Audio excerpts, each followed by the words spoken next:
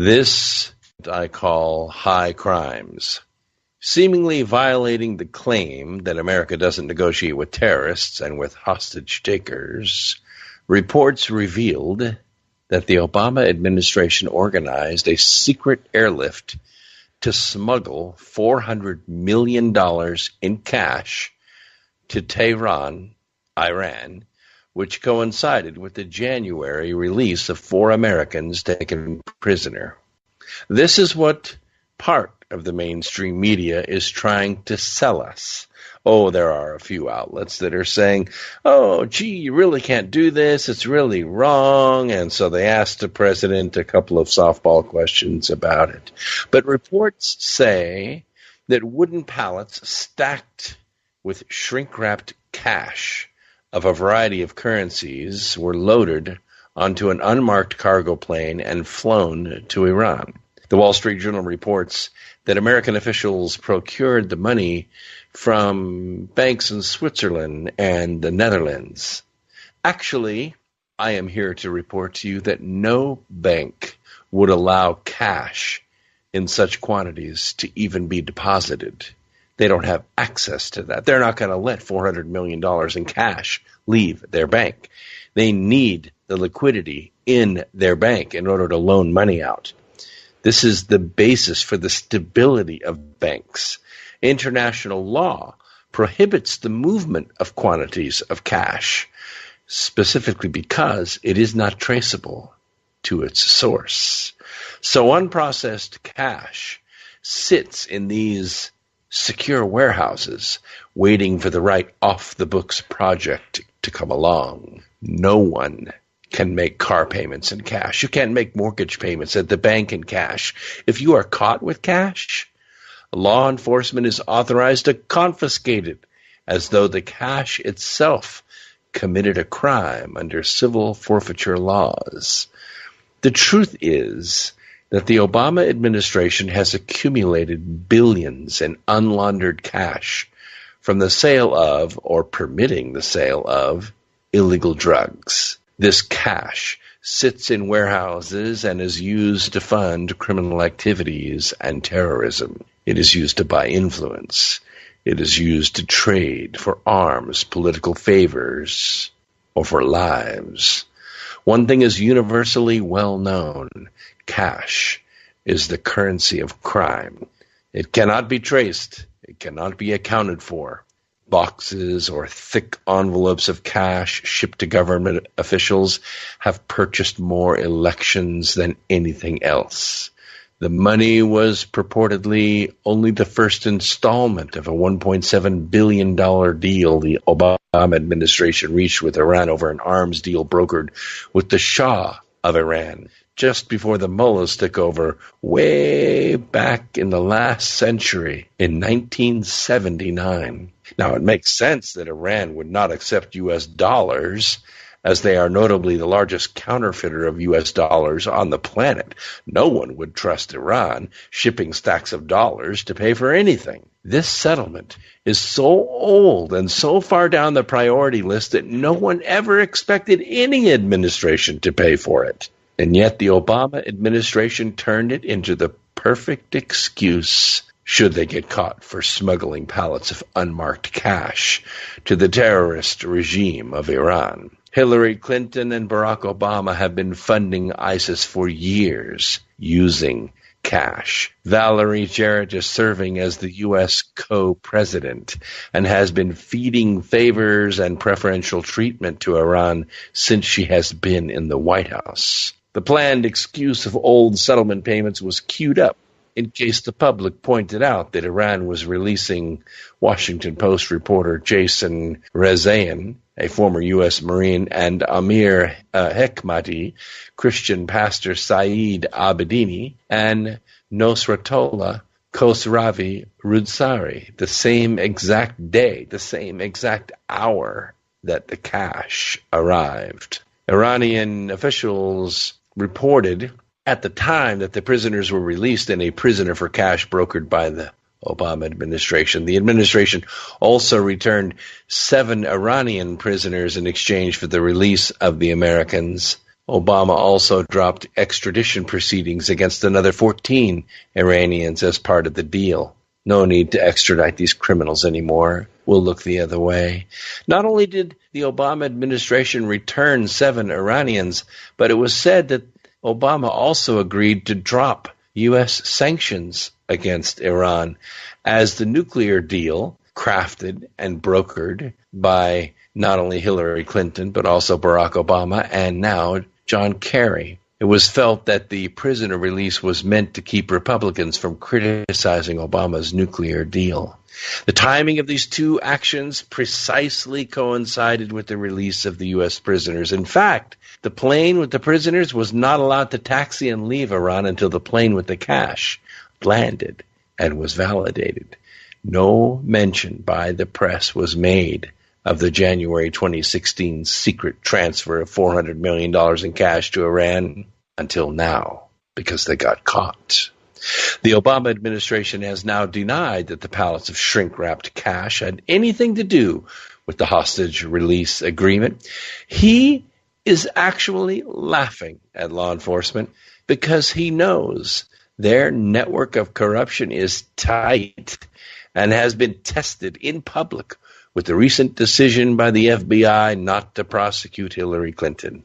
Although the director did spend 14 minutes describing a litany of statutory violations, he clearly and publicly stated the facts of perjury before Congress. Still, because she is the Democrat nominee, no charges have been filed. It remains to be seen if the electorate, that's you, decides to judge her in the court of public opinion. As we've made clear, the negotiations over the settlement of an outstanding claim were completely separate from the discussions about returning our citizens home, State Department spokesman John Kirby told the Journal. Not only were the two negotiations separate, they were conducted by different teams on each side, including, in the case of the Hague claims, by technical experts involved in these negotiations for many years. Purely a coincidence. Nothing to see here. Move along. Arkansas Republican Senator Tom Cotton criticized the revelations accusing Obama of paying a ransom to the Ayatollahs for U.S. hostages, a claim, it would seem, for which the mainstream media, sadly, has absolutely no interest whatsoever. That is not the case on X Squared Radio. At a press conference Thursday of this week, Obama remarkably explained, and I quote, "The reason that we had to give them cash is precisely because we are so strict in maintaining sanctions and we do not have a banking relationship with Iran." Really, Mr. President? The whole point of sanctions is to prohibit and punish certain behavior. If you, especially you, Mr. President, do the precise thing that the sanctions prohibit. That is a strange way of being so strict in maintaining them, don't you think? Now, the sanctions at issue exclude Iran from the U.S. financial system by, among other things, prohibiting Americans and financial institutions from engaging in currency transactions that involve Iran's government. Contrary to the nuclear sanctions that Obama's Iran deal attempts to undo, the sanctions pertinent here were imposed primarily as a result of Iran's support for terrorism. That is significant. In pleading with Congress not to disapprove this nuclear plan of his, Obama promised lawmakers that the terrorism sanctions would remain in force. That's why they agreed to it. The ransom that dare not speak its name, terrorism-related sanctions against Iran, trace back to the early 1980s, shortly after the jihadist regime overthrew the Shah, stormed the American embassy, took the hostages, and triggered Hezbollah's killing sprees. You remember this, don't you? When Jimmy Giveaway Panama Canal Carter was president. But the sanctions most relevant for present purposes stem from President Clinton's 1995 invocation of federal laws that deal with national emergencies caused by foreign aggression. Clinton concluded that Iran had caused such an emergency by, among other things, its support for international terrorism, that this was even before Iran killed 19 members of the U.S. Air Force in the 1996 Khobar Towers bombing in Saudi Arabia. You remember that, don't you? Truck bomb ran through the barricade and exploded in front of the residential building. To this day, Iran remains on our government's list of state sponsors of terrorism. They are the largest sponsors of terror in the world. Notwithstanding Obama's often shocking appeasement of Tehran, mostly because Valerie Jarrett is the co-president and she is Iranian, as is Huma Abedin, he has been renewing the state of emergency since 2009, most recently just 5 months ago. It's not out of his memory. Indeed, it is worth noting what the Obama State Department's latest report on the state sponsors of terrorism has to say about Iran. This is from the first paragraph. Designated as a state sponsor of terrorism in 1984, Iran continued its terrorist-related activity in 2015, including support for Hezbollah, Palestinian terrorist groups in Gaza, and various groups in Iraq and throughout the Middle East. In 2015, this is 2016. This is not ancient history.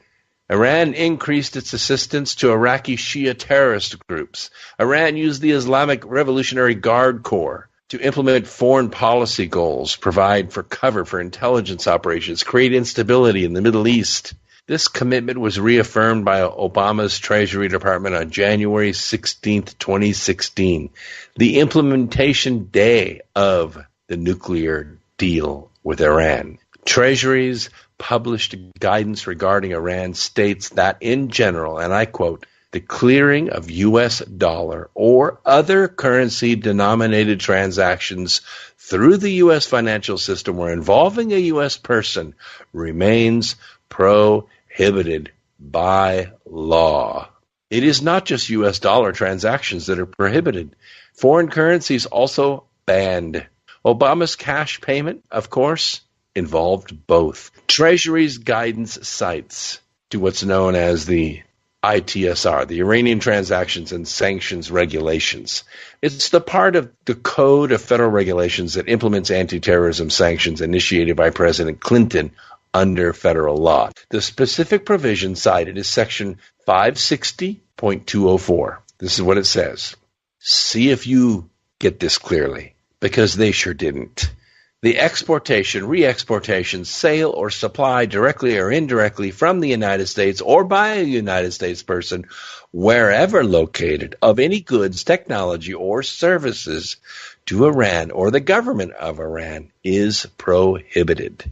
The regulation goes on to stress that this prohibition may not be circumvented by exporting things of value to a person in a third country when one has knowledge or reason to know that such things are intended specifically for supply, transshipment, or re-exportation, directly or indirectly to Iran or the government of Iran. Now, Obama conceded this live at his press conference just a couple days ago. Are you ready for this? He conceded at his press conference both that these sanctions are still in effect and that they applied directly to his $400 million payout to our terrorist enemies.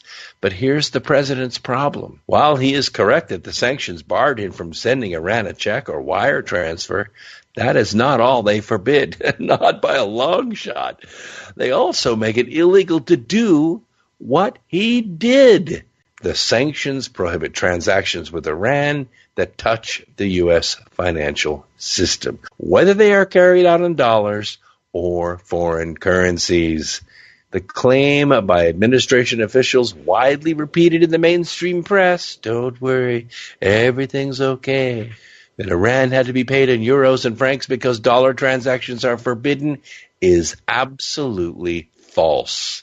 Americans are also forbidden to engage in foreign currency transactions with Iran.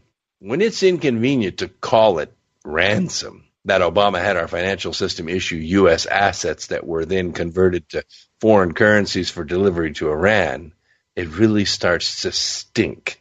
Both steps flouted the regulations, which prohibit the clearing of currency of any kind if Iran is even minimally involved in the deal. The regs further prohibit supplying things of value to Iran, regardless of whether it's done directly or indirectly. By his own account, President Obama engaged in the complex cash transfer in order to end-run sanctions that prohibit the U.S. from having a banking relationship with Iran. Forget about calling it ransom. Forget about the sideshow, whether it is or is not ransom.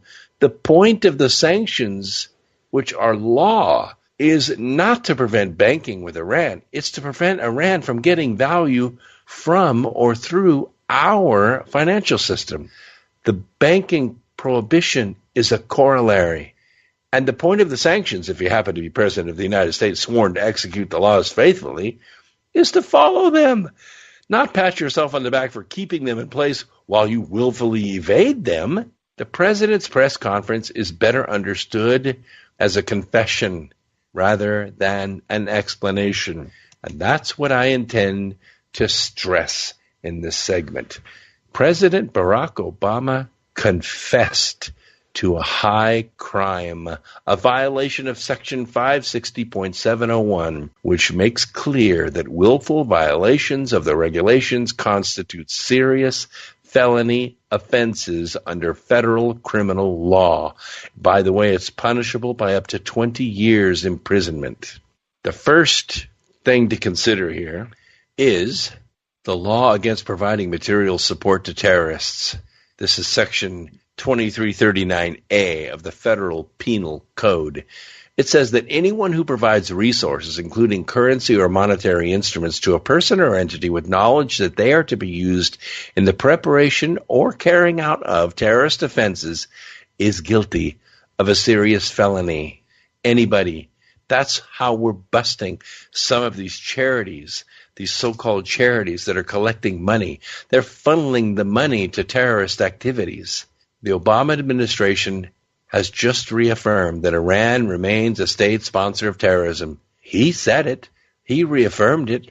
Moreover, John Kerry even admitted in January that funds channeled to Iran as part of the nuclear deal would end up in the hands of the Iran's Revolutionary Guard Corps or other entities, some of which are labeled terrorists.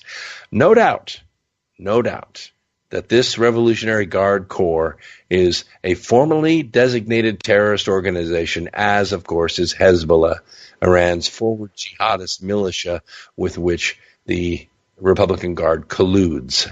Now, the second law involves money laundering, and this is a big one. It's criminalized by Congress in Section 1956 of the Penal Code. What does it mean? It means that you have a warehouse full of cash. Well, you can't just go to the bank and say, here, I want to deposit this pallet of cash, because the bank cannot receive it. Why? Because they don't know where the cash came from. Now, if you'll recall, last week I was talking about Miss Steppenfetch. That's Loretta Lynch, our current Attorney General. She was then the District Attorney of Suffolk County, New York, when a case, evidence, a dossier was brought to her documenting from a whistleblower inside of HSBC Bank that HSBC Bank was receiving billions of dollars in drug cartel cash from Mexico. Now that is bad enough, but they were putting it into thousands and thousands of phony bank accounts. These people were dead or had fictitious Social Security numbers. In any case, none of these people existed. And the bank officers were putting the money into these accounts, laundering it, and then writing checks out of these accounts for illegal activities all over the world. They were sending it to foundations. They were sending it to companies which were requesting the cash, and the cash was being used for illegal activities. Of course, not all of it, because Ms. Steppenfetch was asked to file a motion of deferred prosecution. In other words, she said, even though I'm this bad Attorney General, I'm deciding that I'm not going to bring any charges against you, HSBC. We're going to fine you a little bit, about $1.2 billion, which you already have in this account set aside for the cost of doing business. And then we're going to carry on. Well, guess who was a board member of HSBC Bank while that was going on? Ooh, that's a good guess. FBI Director James Comey. That's right. And so when it came time for James Comey to make a recommendation to Miss Steppenfetch, what do you think happened? The grease, the cash from the warehouses of drug cartel cash filled in the gaps, and everything went smoothly. If money is transferred outside the United States, it can be illegal to use it for anything, let alone promoting criminal activity. It's called money laundering. The administration has conducted a financial transaction which facilitated both currency transfers to Iran and Iran's certain use of the money to support terrorism. Plus, the money was shipped outside the United States before being transferred to Iran, before Iran will use it to promote terrorism. Money laundering cases often boil down to proof of intent, but there clearly are multiple grounds on which to investigate whether the laws have been transgressed. The circumstances of Obama's enormous cash transfer, $400 million, absolutely boggles the mind. The average person that hears that on television or on the radio or on X Squared Radio, they say to themselves as they run their fingers through their hair, are you freaking kidding me? $400 million? You realize that would pay off a whole state's debt? Yeah, not their deficit, their debt. But it's sitting in cash in a warehouse, and it came from illegal activity and it's been used illegally. But that should not obscure a more fundamental issue. The president has deliberately violated the law with malice and forethought and must therefore be impeached and must be removed from office immediately. This has to be done as an injunctive action tomorrow morning at 8 o'clock. Let's listen closely. You have the confession. You have the motive. You have the proof. You have witnesses. Let's get it done. Iran has already executed nuclear engineers that they said were spies. The names of those engineers showed up in Hillary's emails. Engineers showed up in Hillary's emails.